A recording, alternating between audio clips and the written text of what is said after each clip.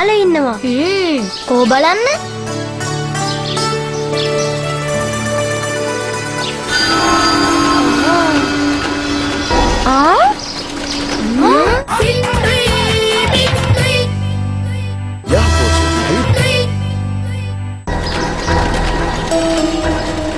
දැන් අපි මොකද කරන්නේ? ගුරුතුමන් මේ වෙලාවේ ආශ්‍රමේ නෑනේ.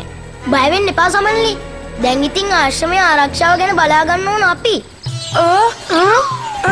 මම ටග්ගාල ගිහිල්ලා රණාට මේ ගැන කියලා එන්නම්. මට මගේ කඩුව අමතක වුණා. මං ගිහින් ඉක්මන් කරලා ඒක තියෙන තැනින් අරගෙන එන්නම්. දැන් ඉතින් අපි මේ විලේ වතුර බොන එක කාටවත්ම නවත්වන්න බෑ.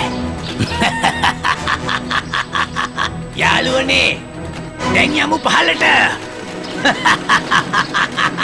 ඕන්නේ ස්වාහා.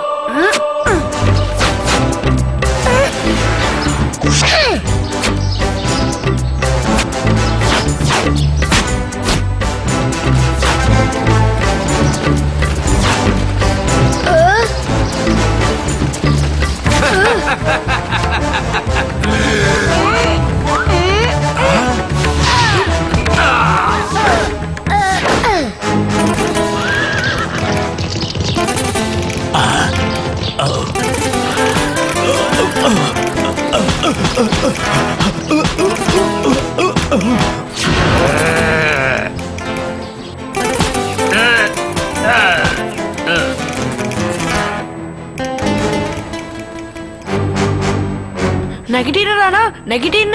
එළිය ලොකු ප්‍රශ්නයක් වෙලා තියෙන්නේ. මට රණා කුමාරයා කියලා කතා කරන්න පුරුදු වෙනවා.